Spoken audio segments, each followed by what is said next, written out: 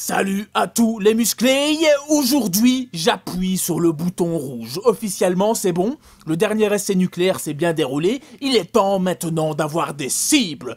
Donc ma dernière vidéo concernant le haut de pec et la fumisterie de l'incliné a été bien reçue, et donc j'estime avoir un droit de réponse vis-à-vis de ces réactions, ce qui va me permettre notamment d'apporter quelques précisions à ma précédente vidéo, mais aussi pour vous montrer que les youtubeurs comme Geek&Fiot ou Alex le Soleil Levant peuvent être malhonnêtes. Salopard que vous êtes. Oui, les pires crapules qui existent au monde. En effet, pour faire leur vidéo et attirer un maximum de monde avec un titre putaclic, ils utilisent des études scientifiques. Alors jusque-là, rien de bien méchant, mais...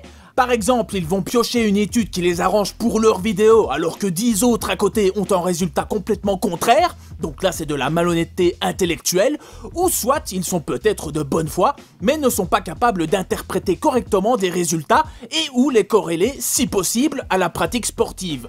Donc là, c'est bien de la malhonnêteté dans le sens où ça veut se faire passer pour un genre scientifique, alors qu'il va t'expliquer le principe d'Archimède en disant que tout corps plongé dans l'eau ressort mouillé. Sauf s'il a une surface hydrophobe par rapport au liquide dans lequel il est plongé. Voilà, c'est à peu près le même niveau, ça te complexifie des trucs à la con, surtout pour de la muscu, avec des précisions scientifiques à tout va, alors que de toute façon, l'explication de base est totalement erronée. Alors la première réaction que je vais traiter et celle où je vais le plus m'attarder, c'est bien celle de Geek&Fiot.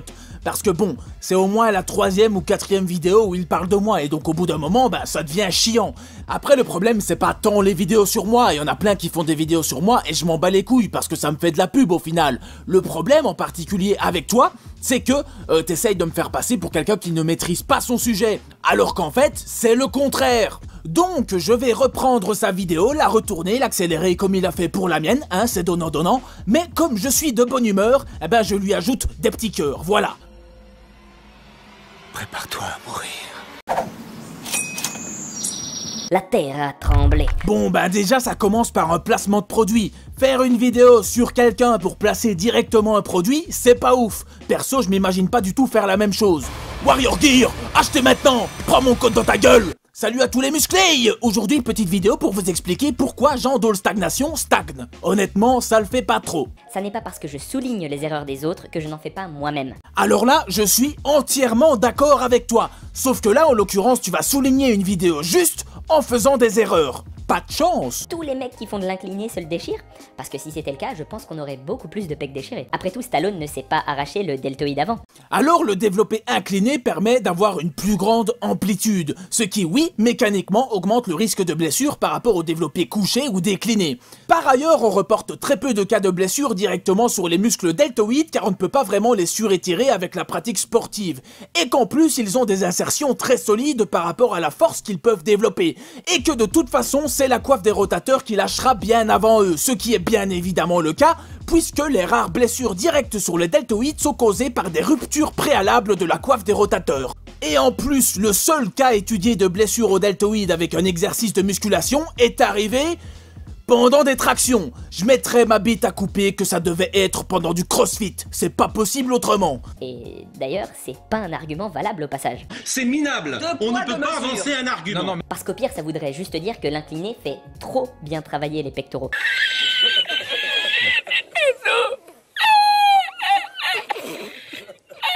Rien qu'étirer ses muscles de façon passive avec beaucoup de tension, ça peut provoquer une hypertrophie. En tout cas d'après Chris Burtsley. Espèce de petit gros larve.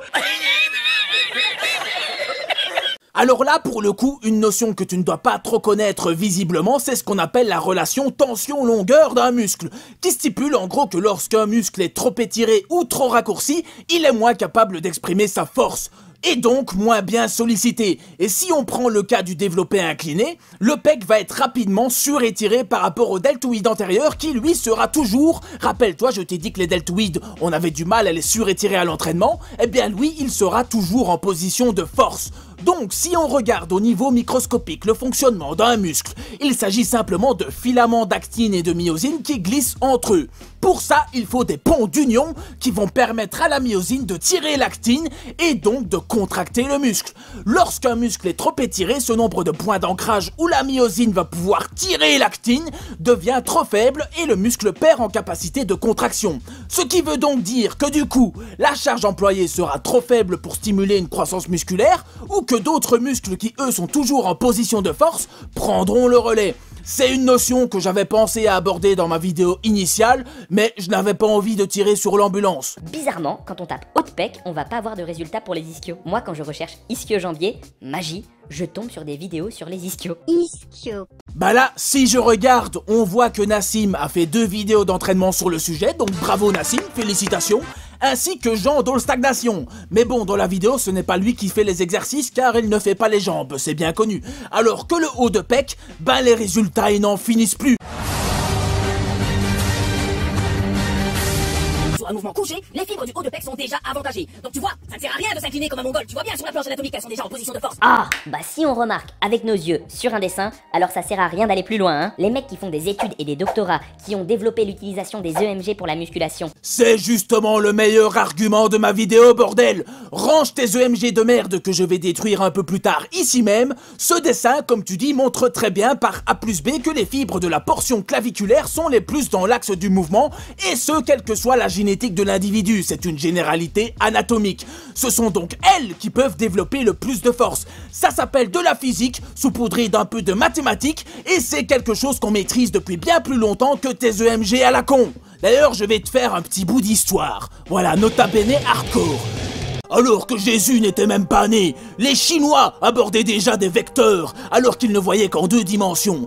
Euclide, un grec d'éther sûrement plus musclé que toi, mettait en place une géométrie toujours utilisée aujourd'hui, les points, droite et longueur des vecteurs étant inspirés des axiomes d'Euclide, qui, couplés bien plus tard aux révolutions physiques apportées par Galilée et Newton, nous permettent maintenant de calculer les forces qui s'appliquent en biomécanique. Et ça rime et je te nique. Alors tu vas me dire que c'est des connards peut-être, hein?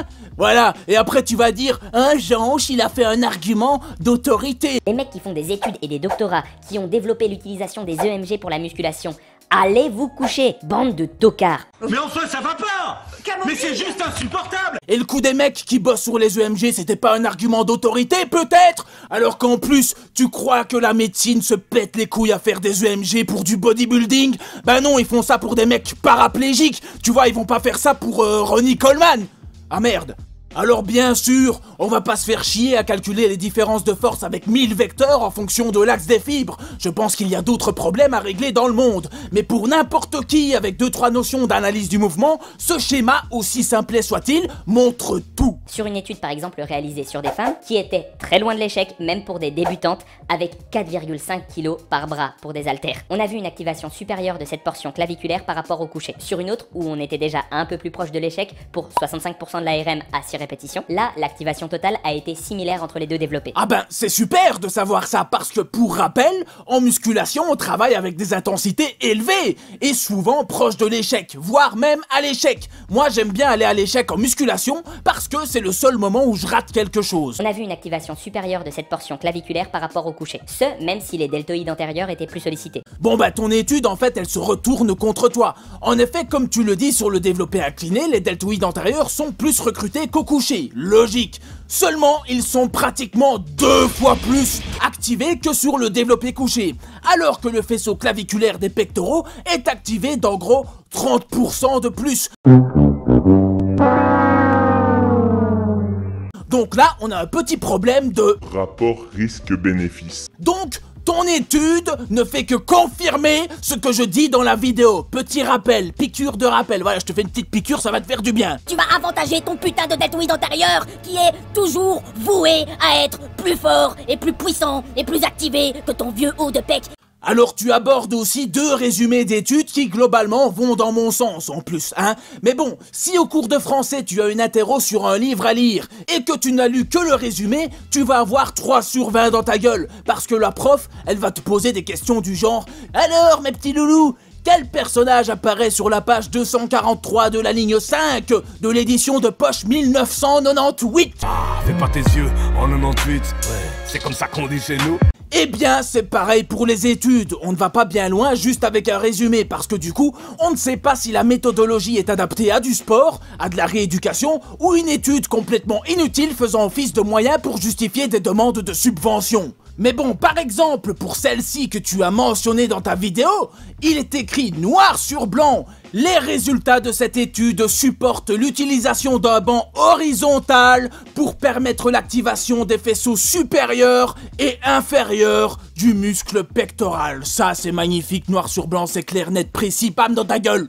Mais bon, bien évidemment, tu as oublié, oh tu me l'arraches celui-là, tu as oublié de le mentionner dans ta vidéo. En fait, t'es un peu comme BFM TV, tu ne diffuses que les informations qui arrangent. Alors je pourrais m'arrêter ici car tu es officiellement atomisé. Mais contrairement à toi et Alex le Soleil Levant, je suis honnête. Et je vais t'expliquer pourquoi ces études, même si elles vont dans mon sens, ne nous avancent pas bien pour de la musculation. Sur une autre, où on était déjà un peu plus proche de l'échec, pour 65% de l'ARM à 6 répétitions, là, l'activation totale a été similaire entre les deux développés. Donc tu vois, ça ne sert à rien de s'incliner comme un mongol. Tu vois bien sur la planche anatomique qu'elles sont déjà en position de force. Et enfin, sur la dernière étude, on n'a vu aucune différence sur les portions du pec. Sur des powerlifters qui vont jusqu'à leurs 6 RM. Ben oui, voilà. Comme les études essayent de nous le montrer, une fois qu'on est avec des intensités un peu plus élevées, la fameuse contraction volontaire ne fonctionne plus puisqu'il y a compétition entre les différents groupes musculaires mis en jeu.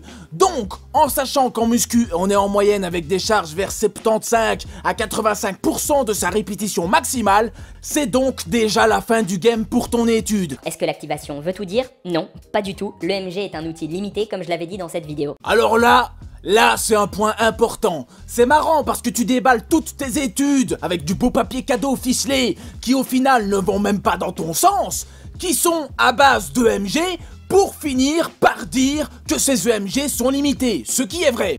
Alors voilà pour ce qui est des EMG. Concrètement, elles ne font que mesurer l'intensité et la fréquence de l'influx nerveux qui passe dans le muscle.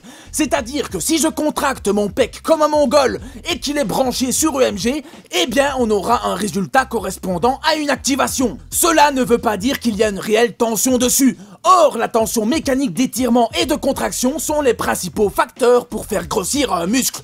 Et le seul moyen de mesurer concrètement ça, ce serait de remplacer des putains de fibres musculaires par un bon vieux dynamomètre. Je t'avouerai qu'on fait moins invasif comme étude. Bref, s'entraîner avec des électrodes, c'est vraiment débile. C'est quoi cette manie de vouloir tout contrôler là? C'est un peu comme ceux qui ont une montre connectée pour savoir à quel pouls leur cœur battait à 3h38 du matin. Qu'est-ce qu'on s'en bat les couilles? Je suis sûr que si un jour on invente un sphincter connecté à se poser sur le cul, il y en a qui l'achèteront pour contrôler combien de kilos de merde il chie par jour afin de le partager sur Facebook. Ne faites pas de l'incliné, c'est de la merde car ça ne marche pas pour moi. C'est comme ça qu'on pourrait résumer toute sa vidéo. Et enfin, on va terminer sur ce point. Non, je n'ai pas fait cette vidéo sur mon propre ressenti, ce serait débile. C'est oui, d'une part de mon expérience personnelle, mais aussi celle de mes suivis personnalisés et surtout une démonstration de biomécanique. Surtout que de base, j'aime bien ce putain de développé incliné. J'en ai fait beaucoup. Longtemps et sûrement de trop, ça m'a empêché d'avoir des pecs. C'est justement ça le problème, c'est ce que j'ai expliqué dans la vidéo. Et en aucun cas j'ai dit dans ma vie que le développé incliné ne travaillait pas le haut de pec, ce serait débile. J'ai jamais dit ça, d'ailleurs le gros mongol, le gros débile profond. Débile profond. L'imbécile, le compte-service qui a envoyé un message à Frédéric Delavier en disant « Ouais, lui il a dit que le haut de pec ne travaillait pas au développé incliné. Je cherche ton cerveau avec un putain de microscope électronique. » Alors du coup, ça m'amène à la réaction de Tagiz, hein. Je t'aime bien, mais t'aurais pu réagir après avoir vu la vidéo. Que Frédéric Delavier réagisse sans l'avoir regardé pour au final dire pratiquement pareil que moi en recommandant le même exercice. Vous avez un point faible, je vous conseille le câble, prise marteau ou élévation frontale, câble vers l'avant ou en prenant un haltère, en ramenant, en prise marteau, c'est pas mal, hein. Et là vous allez le solliciter. Je sais que pour moi c'est plus efficace que l'incliné. Ça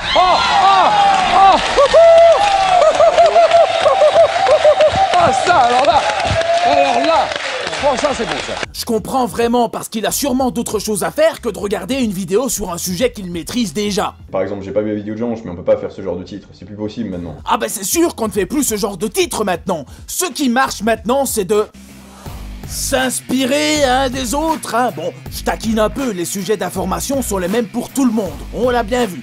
Mais voilà, je te pardonne, parce que tu venais de sortir d'une session sur WoW, voilà, je sais qu'après on n'a plus les neurones vraiment en place, tu es pardonné. Et pour finir, on a eu apparemment une réaction du plus grand naturel francophone, alias Enzo Fukra. Donc ça a été en live sur son Instagram, donc il n'y a pas de replay. Et puisque je respecte les anciens, je vais pardonner pour cette fois-ci. 25 ans d'entraînement en étant tenté tous les jours, même moi je l'ai pas fait. Alors respect, mais attention, la prochaine fois je veux un replay, des arguments. Parce que moi, j'ai beaucoup d'arguments sur beaucoup de vidéos. Et c'est un peu comme les armes atomiques. Mieux vaut ne pas les utiliser et les garder sous le coude, juste au cas où. Voilà pour cette vidéo qui n'était pas du tout prévue, mais bon, au bout d'un moment, voilà, moi j'ai essayé d'être gentil ces dernières années. Je ne clashais plus personne, je faisais mon truc de mon côté, et puis là, je vois qu'il y en a qui essayent de me niquer. Alors faites attention. N'oubliez pas le code Jean11 pour Yam Nutrition, ainsi que Warrior Gear, vous avez 5% de réduction sur toutes les boutiques. Tu vois Geek & Fit, c'est pas si compliqué de placer un produit à la fin d'une vidéo, là ça dérange personne. Et je vous dis donc à très bientôt pour de nouveaux dramas grâce à la chronique 6. Vas-y, contract, contract, contract, contract, contract, contract, contract, contract, contract. Piqûre de rappel, voilà, je te fais une petite piqûre, ça va te faire du bien.